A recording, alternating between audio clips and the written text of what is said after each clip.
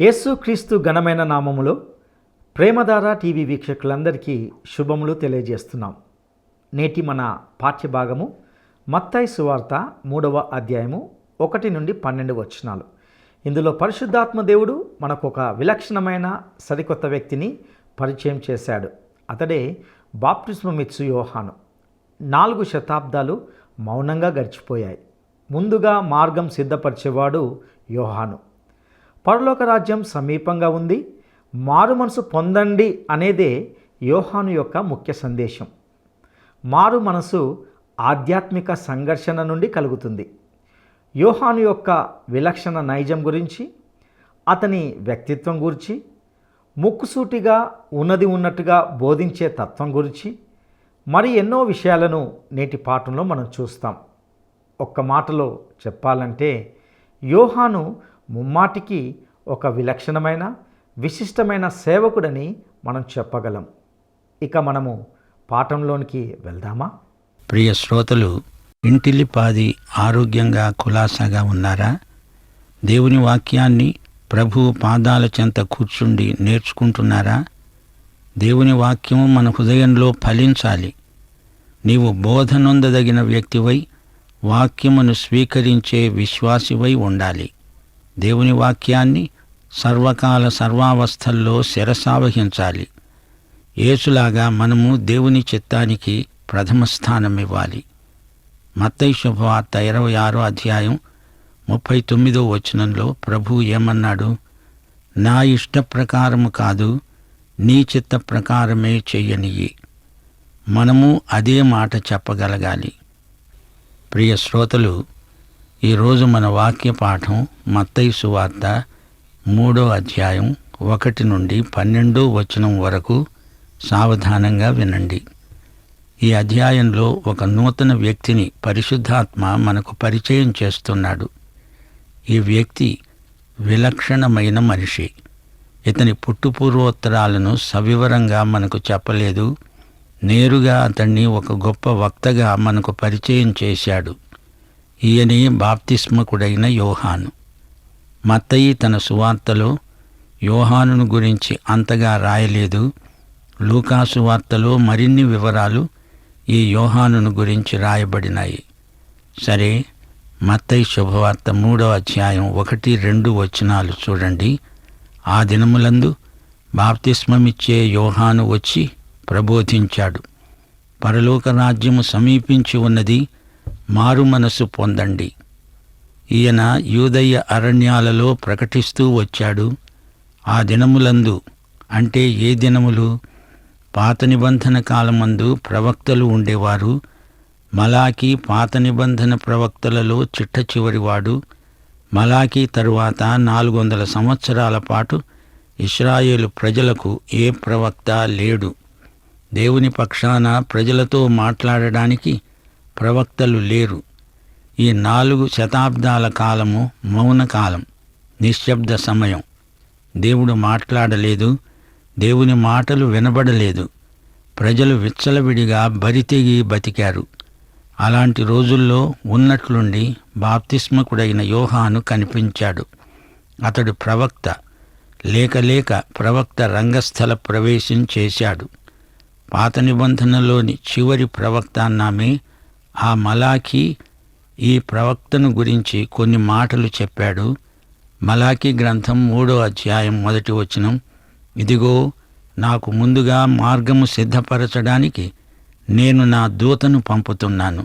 మీరు వెతికే ప్రభువు, అనగా మీరు కోరే నిబంధన దూత తన ఆలయమునకు హఠాత్తుగా వస్తాడు. ఇదిగో ఆయన వచ్చేస్తున్నాడని సైన్యములకు అధిపతి అయిన యెహోవా సెలవిస్తున్నాడు. యోహాను ఒక దూతగా వస్తున్నాడు. బాప్తిస్మకుడైన యోహాను ఒక వార్తావహుడు. టెలిగ్రామ్ తెచ్చిన మనిషి కాదు, ఆ మనిషి తెచ్చిన టెలిగ్రామ్ మనకు ముఖ్యం. టెలిగ్రామ్య వార్త మీదనే మన మనస్సుంటుంది.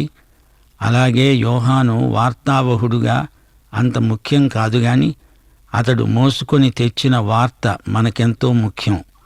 అలాగే యోహాను ప్రకటించిన సందేశం ముఖ్యం. మనకు ప్రసంగికుని కంటే అతని ప్రసంగం ముఖ్యం. దేవునికైతే ప్రసంగికుడు ముఖ్యమే. దూతగా వచ్చిన యోహాను ఏమి ప్రకటించాడు? పరలోక రాజ్యం సమీపించింది, మారు మనసు పొందండి. రాజ్యం అనే మాట మత్తయి సువార్తలో పదే పదే వినపడుతుంది. పరలోక రాజ్యం, దేవుని రాజ్యం, ఈ రెండూ ఒకటేనా అని అడుగుతారా?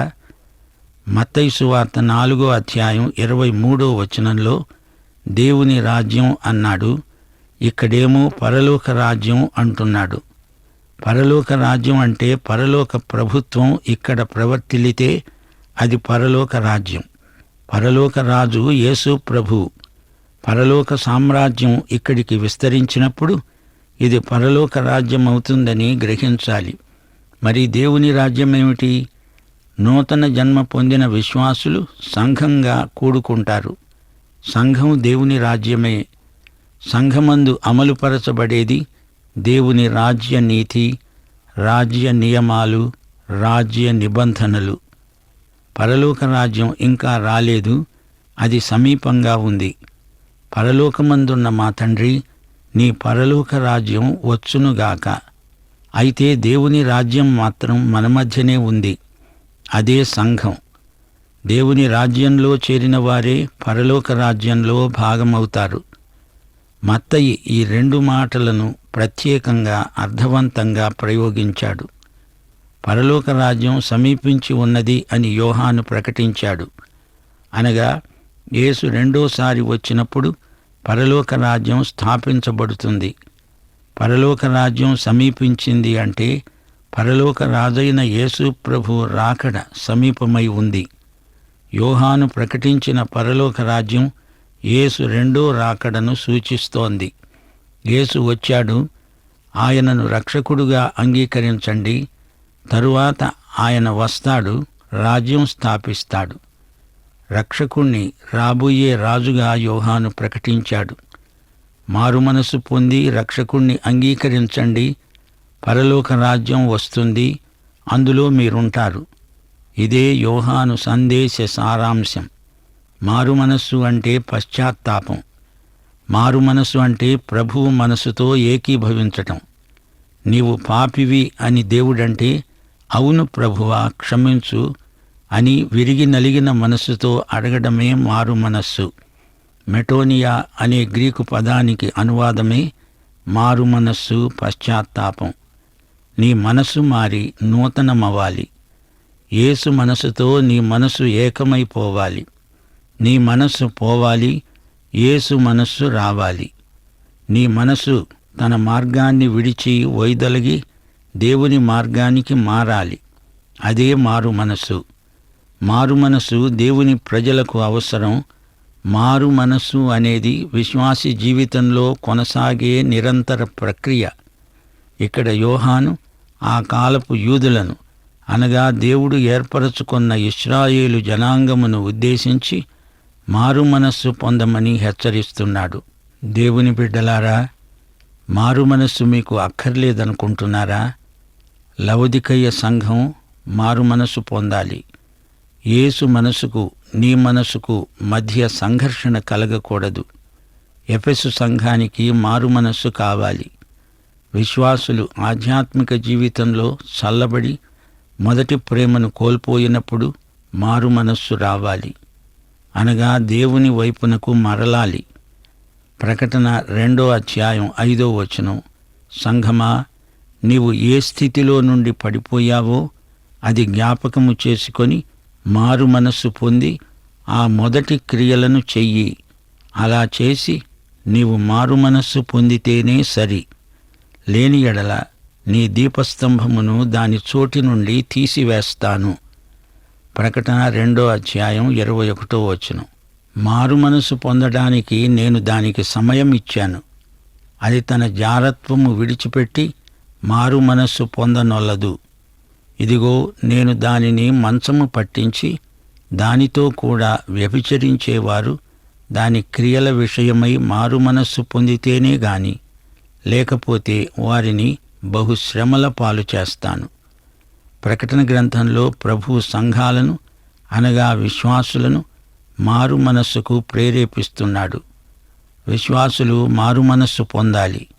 దానికి తగ్గ ఫలం ఫలించాలి. ప్రియ శ్రోత, నీ ఆధ్యాత్మిక జీవితం ఎలా ఉంది? వెనకబడిపోయావా? జారిపోయావా? నీది తిరోగమనమా, పురోగమనమా? వెనకబడిపోయినట్లయితే ఇప్పుడే ఈ క్షణమే మారు మనస్సు పొందు. లేకపోతే నీకు నిత్య నష్టం వాటిల్లుతుంది. మారు మనస్సు లేకుండా నీవు దేవుని ప్రేమను అనుభవించలేవు. దేవుని కృపాసనాన్ని సమీపించలేవు. పాపములో నీవు దేవుని సన్నిధిలోకి ఎలా రాగలవు? పాపానికి శిక్ష తప్పదు. యెహెజ్కేలు గ్రంథం 18వ అధ్యాయం 4వ వచనం, పాపం చేసేవాడెవడో వాడే మరణం పొందుతాడు. ధర్మశాస్త్రం నిర్దాక్షిణ్యంగా పాపిని శిక్షిస్తుంది. లేవియకాండం 1వ అధ్యాయం 4వ వచనం, పాపము చేసిన వారిని కొట్టి చంపాలి లేదా పాప పరిహారానికి బలి అర్పించాలి. ఒక పాపి విషయంలో దేవుని వైఖరి ఎలాంటిదో గుర్తించండి. మరణమునకు తగినవాడు మరణము నొందుటను బట్టి నేను ఏమాత్రమూ సంతోషించను. కాబట్టి మీరు మీ మనస్సులను త్రిప్పుకొని, అనగా మారు మనస్సు పొంది నా తట్టు తిరిగిన ఎడల మీరు బ్రతుకుతారు. శ్రోతలు వింటున్నారా? ఒక పాపి తన పాపపు మనస్సు మార్చుకొని యేసు ప్రభువునందు విశ్వాసముంచి పశ్చాత్తాపమునందకపోయినట్లయితే ఎట్టి ప్రయోజనము ఉండబోదు. మారు మనస్సు పొందనొల్లని ఎడల మీరందరూ నశిస్తారు అని ప్రభువు హెచ్చరించాడు. మారు మనస్సును గురించి అపోస్తలిక ప్రముఖుడైన పౌలు అన్నాడు, దైవ చిత్తానుసారమైన దుఃఖము రక్షణార్థమైన మారు మనస్సుకు నడిపిస్తుంది. 2 కొరింథీ 7వ అధ్యాయం 10వ వచనం. పశ్చాత్తప్త హృదయంతో ప్రభూ, నేను పాపిని, నన్ను క్షమించు అని ఆయనను అడిగితే యేసు ప్రభువు నీకు మారు మనస్సు దయచేస్తాడు. దేవుడు నిన్ను చూస్తున్నట్లు నిన్ను నీవు చూచుకోగలిగితే అదే మారు మనస్సు. ఎంత ఘోర పాపి అయినా దేవుని చేత క్షమించబడి మారు మనస్సు పొందవచ్చు. అట్టి అనుభవం నీకు కలిగించేవాడు పరిశుద్ధాత్మ. పాపమును గురించి, నీతిని గురించి, తీర్పును గురించి ఒప్పుదల కలిగించేవాడు పరిశుద్ధాత్మే. మత్తయి సువార్త 3వ అధ్యాయం 2వ వచనం, పరలోక రాజ్యము సమీపించింది, మారు మనస్సు పొందండి అని యూదయ అరణ్యములో యోహాను ప్రకటించాడు. యోహాను అరణ్యంలో ప్రకటిస్తూ ఉంటే ప్రజలు తండోపతండాలుగా వచ్చారు. అతడు ప్రజల వద్దకు వెళ్ళడం కాదు, ప్రజలే అతని వద్దకు వచ్చారు. ఈ రోజున బోధకులు కొందరు ప్రజాకర్షణకు ఏమేమో చెబుతున్నారు, ఏదేదో చేస్తున్నారు. ప్రజలైతే ఈ బోధకుల దగ్గరికి వస్తున్నారు గాని దేవుని దగ్గరికి రావటం లేదు. ఇదెంతో శోచనీయమైన సంగతి. యోహాను ఆకర్షణ కాదు, అతని వ్యక్తిత్వము కాదు, అది దేవాకర్షణ. యోహాను భాష అంత ఆకర్షణీయమా అంటే అది కాదు. మంచి అందమైన ఆలయంలో చక్కగా తీర్చిదిద్దిన ప్రసంగ వేదిక కాదు, అది అరణ్యసీమ. ప్రజలు యోహాను సందేశానికి కదిలించబడ్డారు.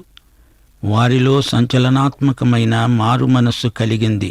యూదయ అరణ్యం యెరూషలేమునకు 50 కిలోమీటర్ల దూరంలో ఉంది. యెరికో పట్టణానికి 8 కిలోమీటర్ల దూరంలో ఉంది. బేతేలుకు 20 కిలోమీటర్ల దూరంలో ఉంది. సమరయ్య పట్టణానికి ఈ అరణ్యం 58 కిలోమీటర్లు. ప్రజలు ఇంత దూరము ప్రయాణం చేసి వచ్చి యోహాను చెప్పిన వాక్యం విన్నారు. ప్రజలలో దేవుని వాక్యం మీద శ్రద్ధ రాను రాను ఈ రోజుల్లో తగ్గిపోతున్నట్లు కనిపిస్తోంది. దేవుణ్ణి ప్రేమించేవారు దేవుని వాక్యాన్ని ప్రేమిస్తారు. బోధకులు కూడా ప్రజలకు మారుమనస్సు కలిగించే ప్రసంగాలు చేయాలి గాని ప్రజలకు కాలక్షేపం బోధలు చేయకూడదు. యూదయ అరణ్యసీమలో బోధించే యోహాను ఎలాంటివాడు? మత్తయి శుభవార్త 3వ అధ్యాయం 3-4 వచనాలు. ఈ యోహాను ఒంటె రోమముల వస్త్రమును మొల చుట్టూ తోలుదట్టి ధరించుకునేవాడు. మిడతలు, అడవి తేనె అతనికి ఆహారం. యోహాను అసాధారణమైన వ్యక్తి, ఏలియాలాగే వస్త్రధారణ. యోహాను మొగమాట మెరుగని బోధకుడు. పాపాన్ని నిర్ద్వంద్వంగా ఖండించడానికి వెనుతీయడు. మత్తయి సువార్త 3:7 పరిసయ్యులలో సద్దూకయ్యులలో అనేకులు బాప్తిస్మము పొందటానికి వస్తూ ఉంటే యోహాను నిర్మోహమాటంగా మాట్లాడాడు. సర్పసంతానమా, రాబోయే ఉగ్రత నుండి తప్పించుకోవడానికి మీకు బుద్ధి చెప్పిన వాడెవడు? మారు మనసుకు తగ్గ ఫలము ఫలించండి. యోహాను ఎంతైనా యథార్థపరుడు. నేను తగ్గాలి, ప్రభువు హెచ్చాలి. ఇదే అతని ధ్యేయం. మారుమనస్సు నిమిత్తము నేను నీళ్లలో మీకు బాప్తిస్మమిస్తున్నాను. అయితే నా వెనుక వచ్చేవాడు నాకంటే శక్తిమంతుడు. ఆయన చెప్పులు మోయటానికి కూడా నేను పాత్రుణ్ణి కాను. ఆయన పరిశుద్ధాత్మతో అగ్నితో మీకు బాప్తిస్మమిస్తాడు అని అతడు ప్రభువును గురించి చెప్పాడు. చూచారా శ్రోతలు, యోహాను నీతిమంతునిగా తగ్గింపు జీవితాన్ని కలిగిన వ్యక్తి. స్త్రీలు కనిన వారిలో యోహాను కంటే నీతిమంతుడు లేనే లేడని లూకాసు వార్తలో ప్రభువు సాక్ష్యమిచ్చాడు. ఈ గొప్ప ప్రవక్త ప్రసంగాంశం ఏమిటంటారా? మత్తయి సువార్త 3:3 ప్రభువు మార్గము సిద్ధపరచండి, ఆయన మార్గము సరళము చేయండి, సరిచేయండి, తిన్నది చేయండి అంటూ అరణ్యంలో కేక వేసే ఒక శబ్దం. ప్రవక్త అయిన యెషయా ప్రవచనమిది. యెషయా గ్రంథం 40:3 ఆలకించండి, అడవిలో ఒకడు ప్రకటిస్తున్నాడు. ఎట్లనగా, మార్గము సిద్ధం చేయండి, ఎడారిలో మా దేవుని రాజ్య మార్గము సరళము చేయండి. శ్రోతలు వింటున్నారా? యెషయా ప్రవక్త ఎవరిని గురించి ప్రకటించాడో ఆ వ్యక్తే ఈ యోహాను. ఇతడు అరణ్యంలో కేకవేసే ఒక శబ్దం. పట్టణాల్లో కాదు, పెద్ద పెద్ద మహానగరాలలో కాదు, అరణ్యంలో కేకవేసే శబ్దం. అనగా అతడు చిన్న సాధనం. శ్రోతలు గమనించండి, యోహాను తనను గురించి ఎప్పుడూ గొప్పలు చెప్పుకోలేదు, ప్రగల్భాలు పలకలేదు. తాను తగ్గాడు, ప్రభువును హెచ్చించాడు. మనము కూడా ప్రభువును పైకి ఎత్తితే ఆయనే అందరినీ ఆకర్షించుకుంటాడు. యోహాను మొగమాట మెరుగని వ్యక్తి. ఉన్నది ఉన్నట్లుగా చెబుతాడు. ఎంతటి గొప్ప వ్యక్తి అయినా, రాజైనా పాపము చేసినప్పుడు గట్టిగా గద్దిస్తాడు. ఆ కాలపు నాయకుల దుష్ప్రవర్తనను వేలుపెట్టి చూపి మందలించాడు, ఖండించాడు, నిర్భయంగా పాపాన్ని ఎదిరించి పోరాడాడు. సద్దూకయ్యులకు పరిసయ్యులకు ఈ మాటలు చెప్పాడు. వారిని ఉద్దేశించి సర్పసంతానమా అని సంబోధించాడు. దేవుని కొరకు ఒక సుడిగాలి వలె అతని ప్రసంగం వీచింది. పాపాన్ని, ప్రజలలోని అవినీతిని గద్దించాడు. యోహాను గొప్ప దైవజనుడు. యోహాను ఖండన మండనలు నిర్మాణాత్మకమైనవి, వినాశనాత్మకమైనవి కానే కాదు. వ్యక్తుల జీవితాలను కట్టడానికి విమర్శించాడు గాని పడగొట్టటానికి కాదు. వ్యక్తి యొక్క పాపాన్ని కక్షతో, అసూయతో కాక ప్రేమ గలిగి సత్యము చెప్పాలి. యోహాను యూదయ అరణ్యంలోకి వెళ్ళకముందు అతడు దేవుని సముఖంలో ఎక్కువ సమయం గడిపేవాడు. అందుచేతనే అతడంత నిర్భయంగా పాపాన్ని పాపంగా ఖండించాడు. కాబట్టి మనుషుల ఎదుటికి వచ్చే ముందు దేవుని సన్నిధిలో సమయం గడపాలి. దేవుని ముందు ఎంత సమయం గడుపుతామో అంత ధైర్యంగా మనం ప్రజల ఎదుట నిలవగలుగుతాము, బోధించగలుగుతాము. ఈయన విలక్షణమైన, అసాధారణమైన వ్యక్తి. ఆయన వేసుకున్న దుస్తులు, తినే ఆహారము ఎలాంటివి? ఈ యోహాను ఒంటె రోమముల వస్త్రము, మొల చుట్టూ తోలు దట్టి ధరించుకునేవాడు. మిడతలు, అడవి తేనె అతనికి ఆహారం. చూడండి శ్రోతలు, ఇలాంటి మోటు మనిషిని ఎవరు లెక్క చేస్తారు? ఆ కాలంలోని ప్రజలు మాత్రం భక్త యోహానును చూచి భయపడేవారు. అతని నోట ఎల్లప్పుడూ దేవుని వాక్యమే ఉండేది. అతడెవరికీ భయపడేవాడు కాడు. 400 సంవత్సరాలు అనగా 4 శతాబ్దాల పాటు అప్పటి ప్రజలకు ప్రవక్త లేడు. ఆ తరువాత యోహాను వచ్చాడు. ప్రజలతన్ని ఒక గొప్ప ప్రవక్తగా గుర్తించారు. ఇతని దుస్తులు, ఆహారము, ప్రవర్తన ఏలీయాను పోలి ఉండడం ఒక విశేషం.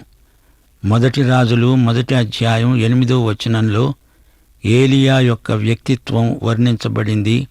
యోహాను జీవితమే ఒక సందేశం. అతనిలో ఆధ్యాత్మిక ఉత్కంఠ, ఎనలేని పౌరుషం కొట్టవచ్చినట్లు కనిపిస్తాయి. అలాగే మనం కూడా పౌరుషాన్ని అలవరుచుకోవాలి. పరిస్థితులతో రాజీ పడకూడదు. యోహానులాగా తగ్గించుకోవాలి. ప్రభువును హెచ్చించాలి. ప్రార్థనాపరులమై నిర్భయంగా సువార్తను అశేష ప్రజలకు ప్రకటించడానికి ముందుకు రావాలి.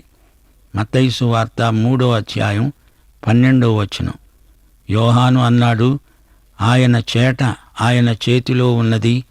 ఆయన తన కళ్ళమును బాగా శుభ్రం చేసి గోధుమలను కొట్టులో పోసి ఆరని అగ్నితో పొట్టును కాల్చివేస్తాడు. పరిశుద్ధాత్మ చేసే పరిచర్య చాలా గొప్పది. మార్కు సువార్త 1 అధ్యాయం 8వ వచనం. యోహాను అన్నాడు, నేను నీళ్లలో మీకు బాప్తిస్మమిచ్చాను గాని యేసు పరిశుద్ధాత్మలో మీకు బాప్తిస్మమిస్తాడు. లూకాసు వార్త 3వ అధ్యాయం 16, 17 వచనాలు. ఆయన పరిశుద్ధాత్మలో అగ్నిలో మీకు బాప్తిస్మమిస్తాడు. అగ్నిలాగా పరిశుద్ధాత్మ శుద్ధి చేస్తాడు. బంగారాన్ని పుటం పెడతాడు. మష్టును చెత్తను దహించి వేస్తాడు. యోహాను ఇచ్చిన నీటి బాప్తిస్మము యేసు ఆత్మయందు ఇవ్వబోయే బాప్తిస్మానికి సూచనగా ఉన్నది. యోహాను బాప్తిస్మము నీటి బాప్తిస్మం, ఇక్కడ నీరు మాధ్యమం. అలాగే యేసు ఇచ్చే బాప్తిస్మానికి పరిశుద్ధాత్మే మాధ్యమం. యేసు తన విశ్వాసిని పూర్తిగా పరిశుద్ధాత్మలో ముంచుతున్నాడు. అనగా విశ్వాసి పూర్తిగా తనకు చెంది ఉన్నట్లు అది ముద్ర. అగ్ని శుద్ధి చేస్తుంది, దహిస్తుంది. యేసు రక్షణను అంగీకరించిన వారికి శుద్ధి, తిరస్కరించిన వారికి తీర్పు. అంతా దహనమే. యూదులకు యోహాను మాటలు భయం గొల్పాయి. మత్తయి సువార్త 3వ అధ్యాయం 7వ వచనంలో యోహాను వాడిన ఉపమానం ఎలాంటిది? సర్పసంతానమా, అరణ్యానికి నిప్పంటుకుంది, ఉగ్రత నుండి తప్పించుకోవడానికి పాముల్లాగా పారిపోతారా? మీకీ ఆలోచన చెప్పిందెవరు అని యోహాను ప్రశ్నిస్తున్నాడు. మీరు భౌతికంగా అబ్రహాముకు పిల్లలు నిజమే, కాని అంతమాత్రాన మీరు దేవుని రాజ్యంలో ఉంటాములే అని ఆత్మవంచన చేసుకోవద్దు. మీకంటే రాళ్లు నయం. ఫలించని చెట్టు నరకబడి అగ్నిలో పడవేయబడుతుంది, జాగ్రత్త. మారు మనసుకు తగ్గ ఫలం ఫలించకపోతే మీ గతి అంతే. సోదరీ సోదరులారా, దేవుని తీర్పునకు తిరుగులేదు. ప్రభు అంటున్నాడు, నేను ద్రాక్షావల్లిని. ఫలించని తీగె ఎండిపోతుంది, దాన్ని అగ్నిలో తగలబెట్టాల్సిందే. దానికి తప్ప మరి దేనికి అది పనికిరాదు. పాఠం ఇంతటితో సమాప్తం. ప్రభు అయిన యేసుక్రీస్తు వారి కృప, తండ్రి అయిన దేవుని ప్రేమ, పరిశుద్ధాత్మ యొక్క అన్యోన్య సహవాసము మనకందరికీ నిత్యత్వము పర్యంతము తోడై ఉండునుగాక. ఆమేన్. ప్రియులారా, ఈ సందేశాలు ఆధ్యాత్మికంగా మిమ్మల్ని ఎంతో ప్రోత్సహిస్తున్నాయని భావిస్తున్నాం. ఒక్కసారి మనం విన్నటువంటి విషయాలను జ్ఞాపకం చేసుకుందాం. మలాకి తర్వాత 400 సంవత్సరాలు మౌనంగా గడిచిపోయాయి. దేవుని ప్రవచనం వినబడలేదు. ప్రజలు బరి తెగించి విచ్చలవిడిగా బ్రతికిన రోజులవి. ఉన్నట్టుండి ప్రవక్త రంగప్రవేశం చేశాడు. అతడే బాప్తిస్మమిచ్చు యోహాను. యోహాను దేవుని రాజ్యాన్ని గూర్చి, ఆయన తీర్పును గూర్చి మాట్లాడాడు. దేవుని రాజ్యాన్ని ప్రకటించాడు. దేవుని రాజ్యం అంటే విశ్వాసుల సమూహమని తెలుసుకుంటున్నాం. పరలోక రాజ్యం అనేది సమీపంగా ఉంది, కానీ ఇంకా రాలేదు. ఇంకా రానప్పటికీ బహు సమీపంగానే ఉంది. సంఘమే దేవుని రాజ్యమై ఉంది. రక్షకుడైన క్రీస్తును రాబోయే రాజుగా ప్రకటించాడు. మారు మనసు, పాప క్షమాపణను గూర్చి యోహాను బోధించాడు. మెటనోయియా అనే గ్రీకు పద అర్థమే మారు మనసు. మారు మనసు అనగా పశ్చాత్తాపం, మారు మనసు అంటే దేవుని మనసుతో ఏకీభవించడం. దేవుడు మనిషిని పాపి అని ఒప్పించినప్పుడు ఒప్పుకొనడమే మారు మనసు. ప్రియా సహోదరుడా, సహోదరి, ఒకవేళ నీవింకను మారు మనసు పొందకపోతే ఇదొక గొప్ప అవకాశంగా మలుచుకోగలవు.